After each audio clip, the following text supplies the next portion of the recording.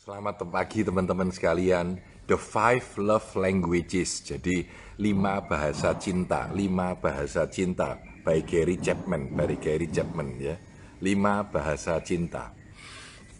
Nah, saya sudah lama sekali memakai konsep Five Language of Love ini di dalam beberapa seminar saya. Baik dalam seminar servis layanan ataupun di dalam seminar-seminar lainnya ya. Menurut saya cukup menarik konsep yang sederhana sebenarnya ya. Jadi idenya adalah orang itu berbahasa cinta dengan gaya dan cara yang berbeda, dengan bahasa yang berbeda. Jadi terjadilah sebuah miskomunikasi antara kedua belah pihak, baik di kantor ataupun di rumah, ketika bahasa cinta dari pihak satu dan pihak lain berbeda. Jadi inilah 5 bahasa cinta ya. Jadi word, time, gift, service, and touch. Nah, yang paling menarik adalah touch. Touch ini selama COVID-19 akan hilang gitu. Jadi orang bahkan salaman aja enggak boleh. Padahal dulu hugging atau merangkul itu menjadi sebuah budaya yang sangat umum. Sekarang semakin lama semakin hilang karena COVID-19 ini ya. Ini yang menarik sebenarnya. Jadi saya lagi berpikir apakah Five Language of Love harus menjadi Four Language of Love ya dalam kehidupan. Nah, saya mulai dengan yang pertama aja, word of affirmation sebenarnya, words atau kata-kata ya.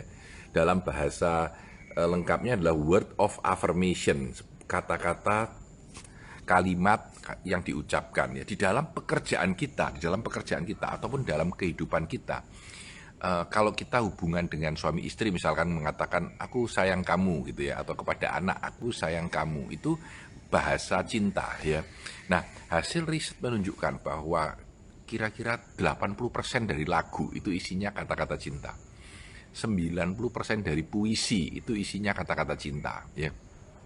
Karena itu word of affirmation, kata-kata cinta itu merupakan salah satu yang sangat powerful ya.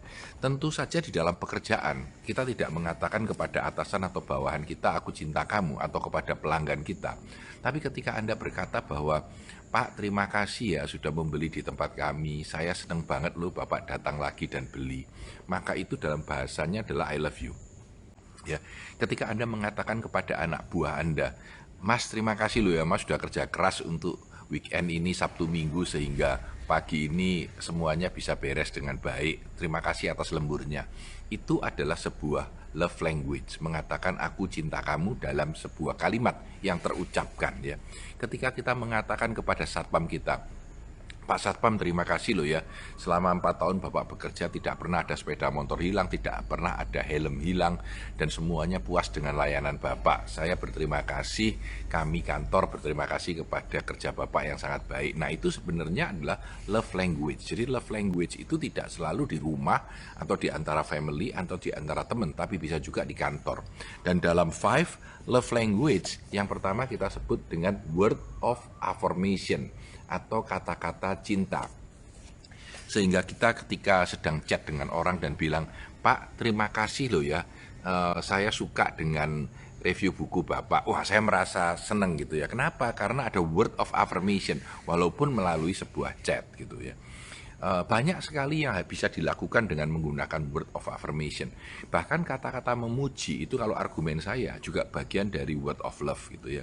Ketika kita mengatakan syukur kepada orang, kita berterima kasih, terutama berterima kasih. Atau bahkan ketika kita mengatakan bahwa kita menghargai dia, Pak Bos terima kasih loh ya sudah bimbing saya 3 tahun. Saya belajar sama Bapak banyak banget dan saya sekarang bisa sukses adalah karena bimbingan Bapak. Nah ini sebenarnya word of affirmation, jadi kata-kata cinta. Nah dalam bahasa cinta bukan hanya kata-kata saja yang bisa dipakai. Jadi yang pertama adalah word of affirmation atau kata-kata cinta ya di sini ya, word of affirmation. Yang kedua adalah quality time ya.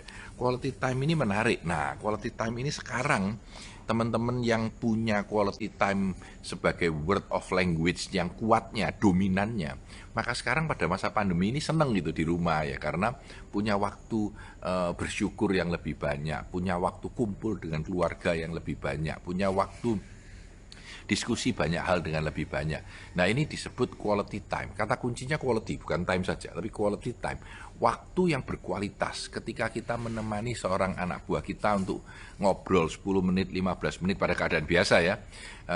Bagaimana kerjaan Anda, apa yang Anda alami, apa yang sulit, apa yang bisa saya bantu di kantor.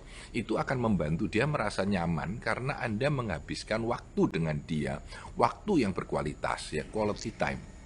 Nah, waktu yang berkualitas ini di masa COVID-19 ini menarik karena sekarang kita punya cukup banyak waktu yang berkualitas. Bahkan sebagian berargumen terlalu banyak, Pak, bosen gitu ya. Tapi quality time sendiri kata kuncinya bukan time tapi quality. Bagaimana kita menghabiskan waktu kita. Saya pernah dengar dari seorang teman lama ya, dia bilang saya cerai dengan suaminya. Kenapa kok cerai? Iya Pak, dia tidak punya waktu untuk saya. Nah, suaminya bilang sama saya, loh aku itu tiap hari pulang jam 6, jam 7 ya toh. Paling telat jam 7 dan aku di rumah gitu ya. Tapi istrinya bilang bahwa loh, tapi dia di rumah itu loh kerja, di rumah itu loh mainan handphone, di rumah itu loh telepon-telepon, nggak pernah memperhatikan aku. Nah, itu quality time. Nah, language of love ini dalam Anda mempelajari ada dua dampak utama. Satu adalah Anda memahami partner, atasan, kolega, pelanggan Anda itu mempunyai bahasa yang berbeda. Jadi atasan Anda dengan Anda mungkin language-nya beda. Atau Anda dengan istri Anda atau suami Anda itu mungkin language-nya berbeda. Anda dengan bos Anda itu mungkin language of love-nya berbeda. Nah, kalau language-nya berbeda, maka sisipan gitu. Ya, sisipan sehingga nggak ketemu ya, itu yang berbahaya. Itu manfaat pertama. Dengan memahami language of love ada 5, Anda bisa menyelaraskan language of love Anda dengan orang yang Anda hadapi. Itu yang number 1, fungsi utama. Fungsi nomor 2 adalah kita memahami bahwa mengatakan cinta itu bukan hanya dengan satu aja, bukan hanya dengan kata-kata saja misalkan ya, tapi bisa ada 5 language yang bisa Anda pakai secara berbeda dalam situasi yang berbeda dan untuk orang yang berbeda. Dengan memahami 5 ini, maka language of love Anda akan menjadi lebih kaya. Ya, itu manfaatnya. Saya kembali lagi. Jadi yang pertama tadi word of affirmation, kata-kata yang kita ucapkan. Yang kedua tadi adalah quality time, waktu yang berkualitas. Yang ketiga sekarang adalah gift atau hadiah ya. Receiving gift dalam bahasanya receiving gift ya, receiving gift. Jadi kenapa kalau Anda pergi ke luar kota atau luar negeri pulang bawa oleh-oleh? Kenapa sekarang orang ke Jakarta pulang menyangking oleh-oleh? Oleh-oleh itu sebenarnya language of love. Walaupun sebuah pulpen, walaupun sebuah pin, walaupun sebuah gantungan kunci, barang yang murah atau yang mahal, itu menunjukkan language of love-nya. Dan yang paling berbahaya adalah orang menganggap hadiahnya yang penting, tetapi sebenarnya adalah pikiran di belakang hadiah itu yang penting. Ini menurut pemikiran 5 language of love ya. Bukan sekedar barangnya ya. Ketika Anda beli hadiah, Anda belinya di mana? Anda belinya di airport ketika mau boarding lalu baru beli ya. Itu manfaatnya akan kurang. Atau Anda beli di satu daerah terpencil yang memang khusus dibelikan untuk dia. Nah, ini juga menarik. Jadi gift atau hadiah itu merupakan salah satu language of love yang cukup umum dan di mana-mana. Kalau Anda lihat sekarang di mana-mana sebelum masa Covid ya, itu banyak sekali toko hadiah. Itu kenapa? Ya karena orang ingin menyatakan cintanya dalam bentuk sebuah hadiah, yaitu words, itu adalah receiving gift. Nah, yang keempat adalah act of service. Sekali lagi, act of service. Act of service ini adalah layanan. Saya masih ingat kalau ibu saya itu kalau saya mau pergi keluar kota dulu ya. Ini loh siapin obatnya ditaruh meja. Ini loh sudah dibawa belum? Ini sudah dibawa belum? Nah, membawakan sesuatu, menyiapkan, itu melayani. Melayani itu juga sebuah language of love. Jadi di pekerjaan kita pun ketika kita membukakan pintu untuk pelanggan, Pak silahkan masuk, itu adalah I love you dalam bahasa language of love-nya. Saya mencintai Anda sebagai pelanggan saya melayani Anda. Atau ketika Anda keluar dibawakan tasnya atau kopernya atau barangnya. Pak, ini Pak saya bawakan aja Pak, nggak apa-apa ke mobil Pak, cari jalan. Nah, itu sebetulnya adalah act of service, sebuah layanan. Ya, kadang-kadang bahasa language-nya seorang istri itu bisa saja layanan. Kadang-kadang suami juga bisa layanan, tidak mesti laki atau perempuannya. Tapi layanan itu kita mengerjakan sesuatu untuk orang itu. Ya. Anda lihat orang ngasih kado aja, ada yang membuatkan dengan hati-hati sebuah kerajinan tangan, dibuatkan dengan bagus, selalu ditulis happy birthday ya. Itu kalau Anda lihat sebetulnya language of love dia kemungkinan adalah service, karena dia dengan hati-hati mengerjakan sesuatu untuk orang lain dan untuk dikatakan. Jadi dia tidak mengatakan dengan bahasa, wah kamu baik ya, aku seneng lu selama ini kamu gini. Nah itu language of love-nya berarti words gitu ya. Jadi act of service, melayani seseorang, baik ketika Anda mau keluar kota, tiba-tiba tas Anda diaturkan dengan istri, dilayani dengan baik, ditambahin ini, dikurangi apa segala macam, itu act of service ya. Di dalam pekerjaan juga sama, ketika Anda mengerjakan sesuatu untuk atasan Anda atau untuk bawahan Anda, menyiapkan banyak hal, itu act of service ya. Ini di luar tugas ya, itu act of service. Dan yang terakhir, tadi saya di depan sudah bilang physical touch ya. Jadi ada 5, word ya, lalu kita lihat time ya, lalu kita lihat give ya, setelah give adalah service, tangannya terbalik, dan touch ya. Nah, physical touch ini menarik sebenarnya. Ternyata manusia ini di-wired atau diciptakan atau dibentuk ya dengan physical touch yang tinggi. Saya kasih contoh, anjing itu kalau dilus-lus itu seneng ya. Kenapa? Karena itu physical touch ya. Banyak negara hugging itu jadi tradisi, salaman itu jadi tradisi ya, cium tangan itu tradisi.